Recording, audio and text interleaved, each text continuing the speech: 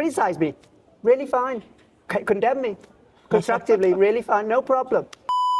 打开联合国的官网，我们经常能看到一些戴着联合国专家帽子的人对人权事务发表评论。例如，联合国专家对被困加沙的巴勒斯坦残疾人的悲惨处境感到震惊，批评美国政府压制学生声援加沙的抗议活动，严重侵犯了国际法保护的人权。那么，这些专家到底是干嘛的？哪儿来的？之前我们讲过，联合国人权理事会介绍过普遍定期审议，介绍过10个人权条约机构。今天我们要聊的就是联合国人权理事会的特别程序。什么叫特别程序？就是针对特定问题设立的特别任务，邀请独立的人权专家进行报告和提出建议。根据问题的不同分为专题任务和国家任务。比如买卖、性剥削和性虐待儿童问题特别报告员，这一听就是专题任务；而柬埔寨人权状况特别报告员，这一听就是国别任务。现在共有46项专题任务和14项国别任务，总共80多位专家，其中也有一位中国专家，来自中国人民大学的陆海娜教授。所有的专家任期3年，自费上班，用爱发电。他们不属于联合国的官员，没有编制，但享有联合国专家的头衔。出差也有外交豁免，与联合国人权高专办紧密合作。今天我们受到联合国开发计划署的邀请，来到曼谷开会，正好就碰上了现任联合国柬埔寨人权状况特别报告员威迪蒙丹蓬教授，今年70多岁了，1990年就当上了联合国的人权特别报告员。他是怎么当上的特别报告员都干点啥？如何在国际治理和主权独立之间找到平衡？这活得罪人吗？今天我们就来聊一聊。特别声明：嘉宾观点不代表本频道立场。 What exactly is a special rapporteur? In fact, it emerged, this system of special procedures under which I fall as special rapporteur, I'm included in that, is a system of human rights experts, UN, not employees, experts, acting pro bono, appointed by the UN to help on various issues. And we have about 60 different mandates today. For example, my first mandate was in 1990 as the first UN Special Rapporteur on the sale of children and child sexual exploitations. And that was a global thematic mandate covering all countries. And at that point in time, there was a lot of sexual exploitation in red light areas in various countries, trading in terms of children, and sale by adoption, for example, and I covered that. And then I became the UN Special Rapporteur on DPR Korea, which was and still is a country-specific mandate, so not thematic, but country-based, covering the situation in DPR Korea. And then more lately, I became the UN independent expert on sexual exploitation and gender identity, sexual orientation. Sexual orientation, not exploitation. Sometimes it is exploited, but that was the first mandate. This more recent one was on LGBTI, really, in terms of protection from violence and discrimination. And for the past 4 years, I've been the UN Special Rapporteur on Cambodia, covering the human rights situation there. So my question would be, how you get appointed? Is there like a procedure to nominate someone, or is there a voting process in that from Human Rights Council? Depends on which phase. Before 2005, before the UN reform, you were invited by the chairperson of the then UN Human Rights Commission. Oh, I see. And so I was invited as the Special Rapporteur on the sale of children, and I was invited as the UN Special Rapporteur on DPR Korea. Now, in 2005, because of UN reform, we did away with the UN Commission on Human Rights, and a new body was established under the UN General Assembly, the UN Human Rights Council. Yeah. And under this new system, since 2005, you have to be a candidate, and you're chosen by a screening group of states. All right, so it's about 5 from different parts of the world interviewing you. So my first time being vetted like that was when I applied as the first UN independent expert on sexual orientation and gender identity. And that was a screening procedure of about 5 countries, interviewing me for about an hour. And then they liked what I had. I always have a plan, you know. I'm a sort of strategist. How many candidates Oh, are they competing. have lots, and They they have lots. shortlisted about 5 to 10. I see. And then they interviewed them. And they rate anyone. They rate. And They finally rate. come up with a decision. And then ultimately the appointment, the formal one, is by the chairperson, the president Still of the the Human Rights chairperson. Council. Is there a salary? Like Nope. no payment? I've been at all? writing UN reports since 1990s and even before, all free.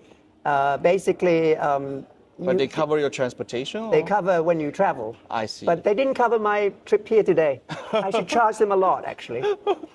But You- still, I mean, still people really want to contribute to the That's right, career, because I mean, so- I have a job. I'm a university professor, and a lot of these experts are academics or some civil society actors who already have a job.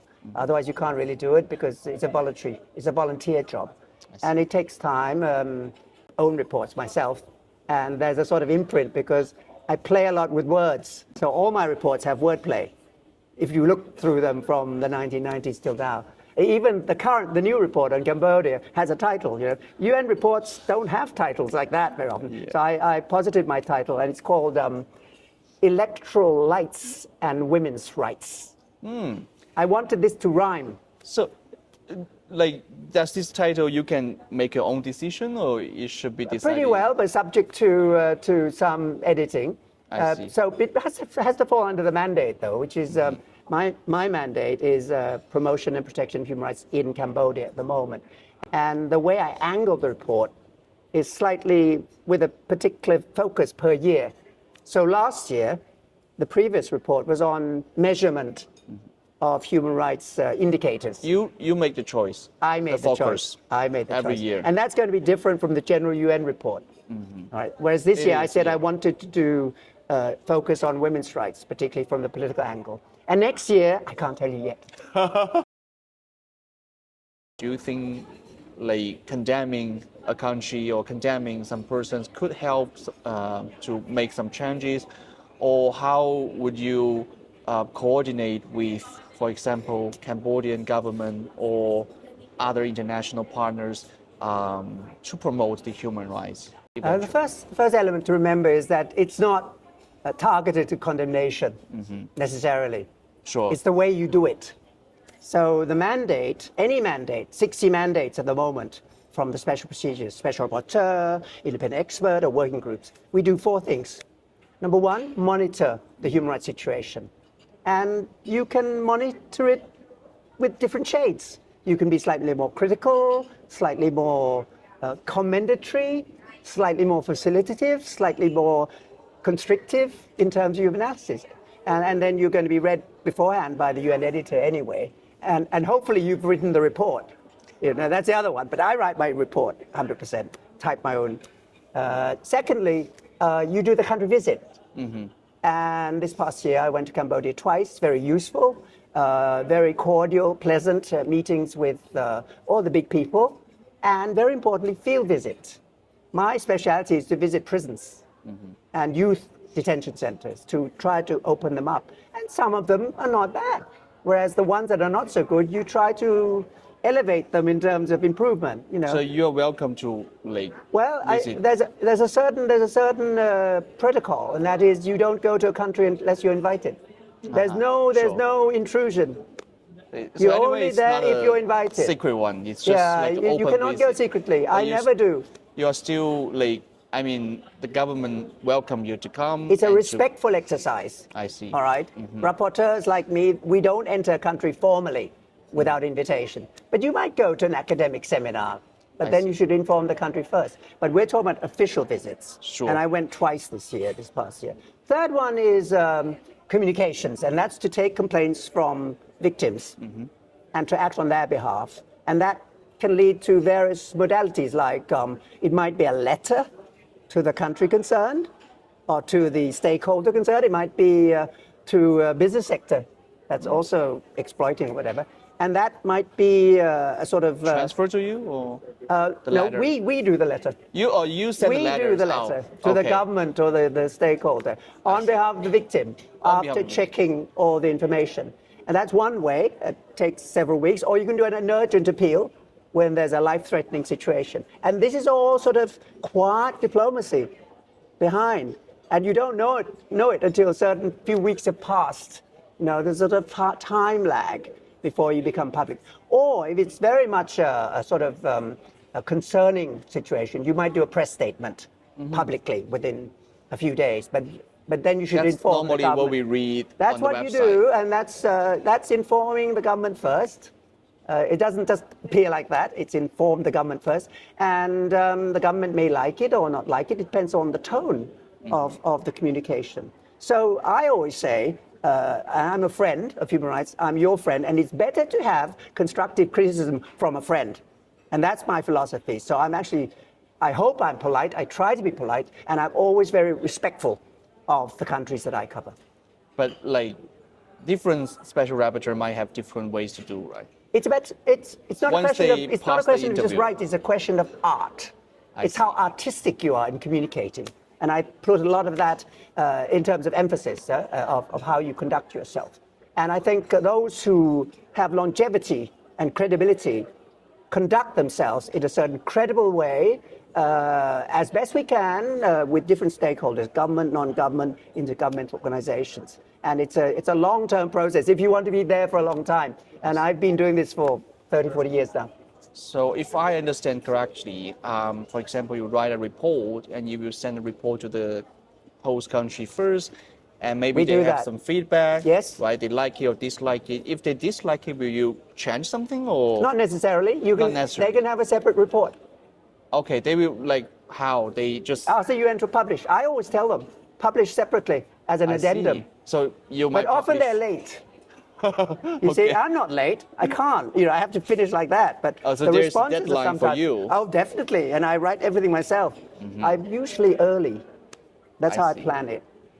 I see. But their critiques are usually taking time a bit, and sometimes they don't have the airing. I always encourage them, be public. Criticize me.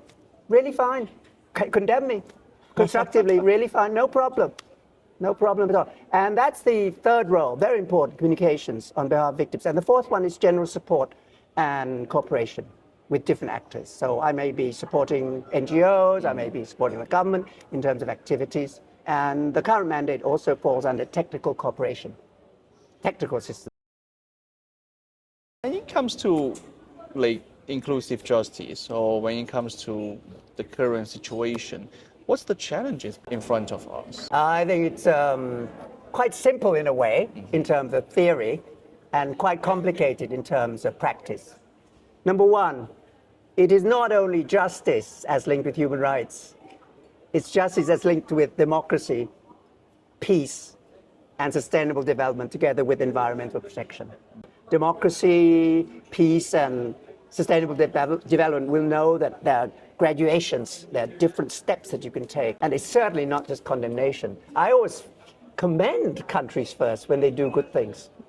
If you don't believe me, you go and read my report. Or speech, it starts with commendation, and then we get onto the hard stuff. And the hard stuff, I tell them, better to hear it from me as your friend, and I don't have to prove that I'm your friend or not, because I was helping your refugees 30, 40 years ago, your fathers and mothers. So I come back as a friend to help. Do they agree? Doesn't matter. Okay. My conscience is clear. I'm a see. friend. You are now 70-some, right? Yes.